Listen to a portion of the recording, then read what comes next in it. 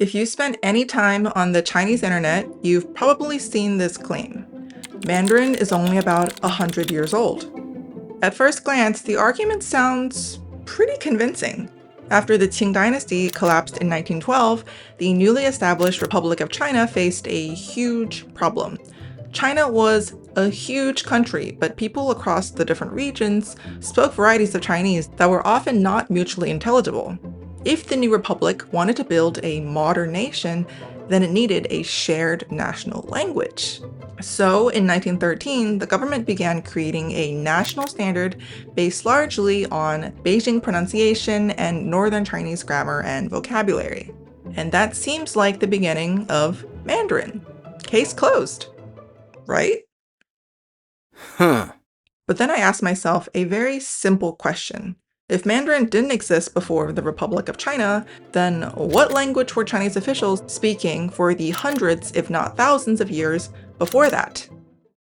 So I started digging, first into the Qing dynasty, then the Ming, and then even further back. And what I found is that although the standardized Mandarin that we know today is relatively young, its linguistic roots are much, much older. So today we're going to follow the evidence backwards through time and answer a deceptively simple question. How old is Mandarin really? And before we travel too far back, let's start with the Qing dynasty. There's one thing about the Qing dynasty that people don't really like to talk about. The Qing wasn't ruled by the Han Chinese, but by the Manchus, a separate ethnic group from northeastern China, meaning the empire officially had a non-Chinese state language, Manchu. If you've ever looked at an imperial decree from the Qing dynasty, you may have noticed that the text often appears twice, once in Chinese characters and once in the Manchu script. Officially, the Qing court operated in both languages. But in practice, ruling China meant communicating with millions of Han Chinese subjects, and over time, Chinese became the primary language of administration. By the end of the dynasty, even the imperial family had pretty much stopped using Manchu. The last Qing emperor, Puyi, famously could not speak the language of his own ancestors. So what kind of Chinese were Qing officials actually speaking? It was a language called Guanhua, literally the language of officials. According to sinologist and linguist Jerry Norman, Guanhua was already very close to the speech of Beijing during the Qing dynasty. And that shouldn't come as a surprise because Beijing had been the capital for centuries, so it makes sense for the language of the court to be developed based on the speech of the capital. Of course, officials from different parts of China didn't all sound like native Beijingers. They spoke Guanhua with their own regional accents. But across the empire, Guanhua provided a shared standard for communication among the elite. So we can already trace the roots of Mandarin back to the beginning of the Qing dynasty, about 3 centuries before the Republic of China. But is Mandarin really only 300 years old? To answer that, we have to travel back another 200 years to the late Ming Dynasty. The Ming Dynasty began in 1368 and was the last major dynasty ruled by the Han Chinese. And this is where our story introduces one of its most valuable eyewitnesses. In 1582, an Italian Jesuit named Matteo Ricci arrived in China. He was a Catholic missionary whose goal was to spread Christianity throughout China. But to do that, he first had to learn Chinese. As Ricci traveled across China, meeting scholars and government officials, he noticed something surprising.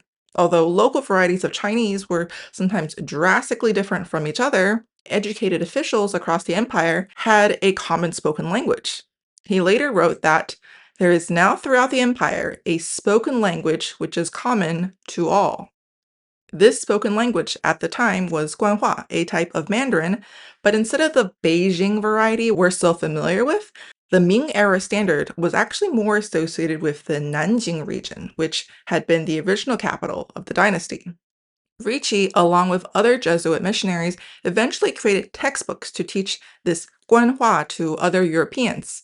One of these works that survives today is the Xiru Zi, roughly translated as an aid to the ears and eyes of the Western literati. The book recorded the pronunciation of the syllables used in Nanjing Mandarin at the time using the Roman alphabet, giving us one of the clearest surviving snapshots into how educated officials spoke during the late Ming Dynasty. Now, 400 years ago feels relatively approachable. We have first-hand accounts from European missionaries, pronunciation guides in the Roman alphabet, and enough surviving evidence to get a sense of how educated officials actually spoke.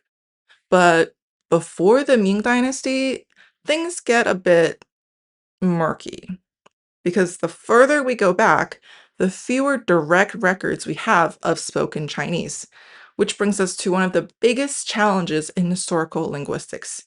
How the heck do you figure out what a language sounded like 1,000 years ago? The answer is linguists have to piece together clues from different written records. As we know, Chinese characters are not phonetic in the way an alphabet is. A character like guo tells us what the word means, but it doesn't tell us how people pronounced it hundreds and thousands of years ago. To solve this problem, scholars often rely on something called rhyme dictionaries. These dictionaries organize characters according to their pronunciation, allowing linguists to reconstruct how Chinese sounded at different points in history.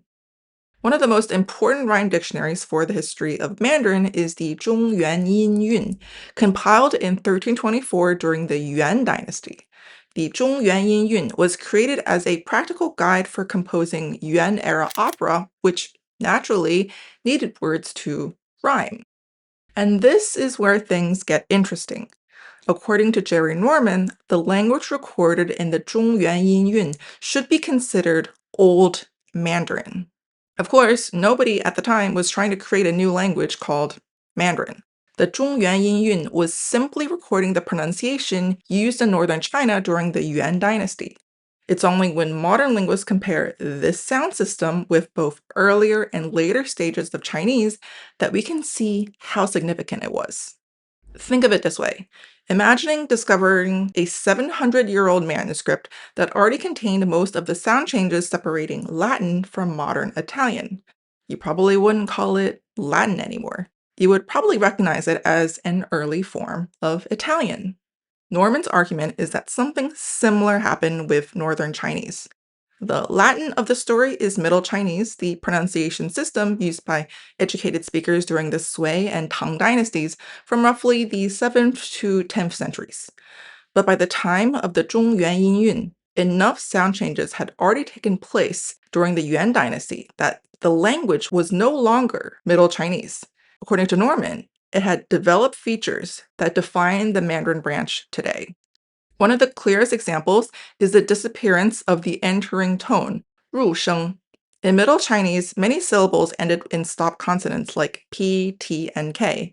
These endings have disappeared in Mandarin, but some Southern Chinese varieties still preserve them. For example, in Cantonese, words like guok, sap, and fat still retain these older final consonants.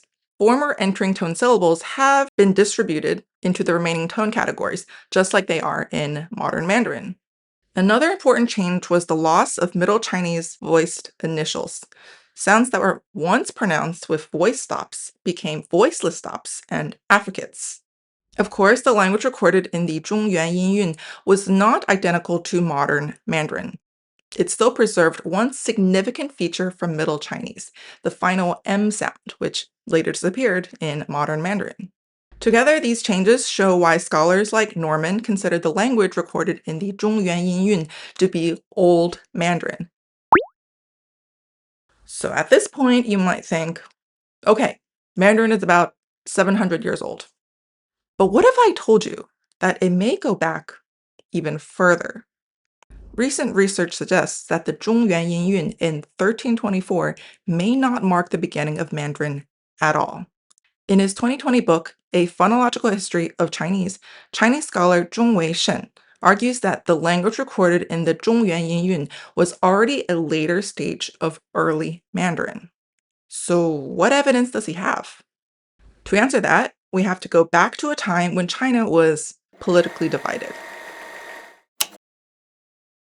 From 960 to 1279, the Han Chinese Song dynasty ruled the southern part of China, while northern China was controlled by the Khitan Liao dynasty.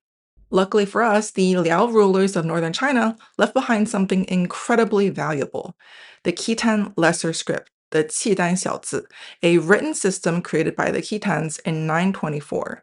Unlike Chinese characters, this script was largely phonetic, allowing scholars to use it as a window into Liao-era Chinese pronunciation. After analyzing hundreds of these epitaphs written in the Khitan Lesser Script, Shen argues that the northern Chinese used during the Liao dynasty already showed many features that would later define Mandarin. These include many of the features found in the Yuan-era Zhongyuan Yinyun, the loss of the old stop endings pt and k, changes to voiced initials, the development of diphthongs, among others. For example, in Middle Chinese, the character guo ended with a final k. Meanwhile, shui did not have this stop ending and belonged to a different sound category. But in the Khitan transcriptions, these two words appear to share the same final sound, suggesting that the final stop k had disappeared. Another example involves the initials of words. In Middle Chinese, tong had a voiced initial consonant, while tong had a voiceless aspirated initial. But in Khitan transcriptions, they appear to have merged into the same initial category, reflecting a sound change that would later become characteristic of Mandarin.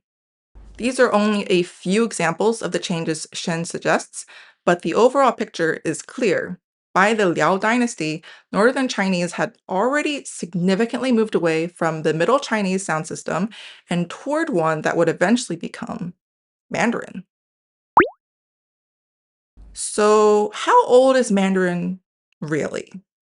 The answer depends on what we mean by Mandarin. If we're talking about the standardized national language taught in schools today, then that version is only about 100 years old. But the linguistic tradition it came from is much older, stretching back through the Qing and Ming dynasties, through the Yuan dynasty, and likely even the Liao dynasty 8,000 years ago. Before I finish, I wanted to share a small thing I've been working on lately. Over the years of making videos about Mandarin and teaching the language myself, I've received countless messages from learners who want to improve their pronunciation, especially their tones.